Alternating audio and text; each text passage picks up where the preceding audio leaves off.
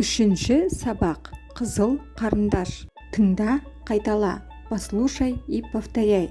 Сары, ақ, қара, қызыл, жасыл, көк, қоңыр. Мынау қандай қарындаш? Это какой карандаш? Қызыл қарындаш, красный карандаш. Бұл қарындаш, бұл жасыл қарындаш.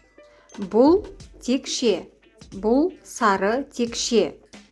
Бұл доп, бұл қызыл доп. Сенде қызыл қарындаш бар ма?